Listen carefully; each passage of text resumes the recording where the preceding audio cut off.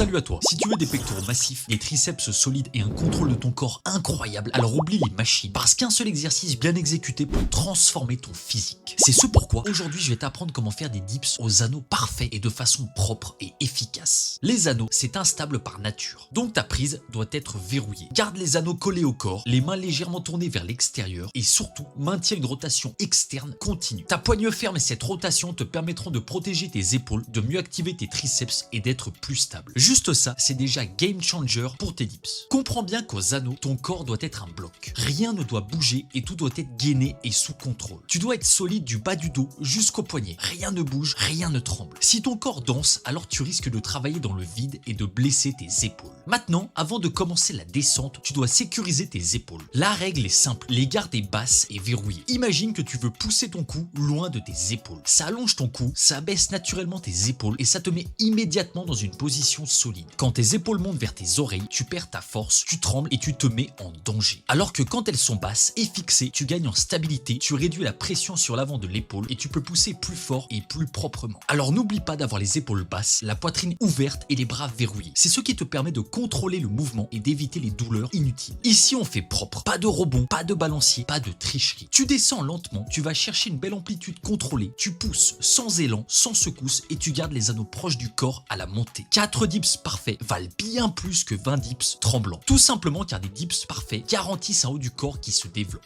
Enfin, si tu as du mal à faire tes dips, alors pas de panique car les anneaux c'est dur. Mais la progression reste claire. Première étape, des dips normaux pour te familiariser avec le mouvement logique. Quand tu as un bon niveau, tu passes aux anneaux et tu cherches à tenir le plus longtemps possible en position haute. Dès que tu peux tenir 20 secondes en position haute sans bouger, alors tu seras bien pour la suite. Tu pourras ainsi passer aux négatives contrôlées où le but sera de sauter puis de descendre le plus lentement possible. L'idéal c'est de faire ça sur 5 répétitions minimum avant de passer à la suite. La dernière étape consistera à faire comme la précédente mais en tenant 3 secondes en haut du mouvement avant de descendre. Une fois que tu sauras te hisser en haut du mouvement en sautant, tenir 3 secondes et ensuite seulement descendre via une descente contrôlée, alors là tu auras la garantie de savoir faire au minimum 3 dips aux anneaux à la suite. Des dips aux anneaux stricts, réguliers et contrôlés, c'est une des meilleures bases pour un haut du corps dense, puissant et esthétique. Alors si tu prends cette vidéo au sérieux et que tu appliques tout ce qui t'y a été donné, tu peux être sûr que d'ici quelques mois tu ne te reconnaîtras plus. C'est tout pour moi, pose ton like, abonne-toi pour ne pas louper les prochaines vidéos et moi je te dis à la prochaine, salut.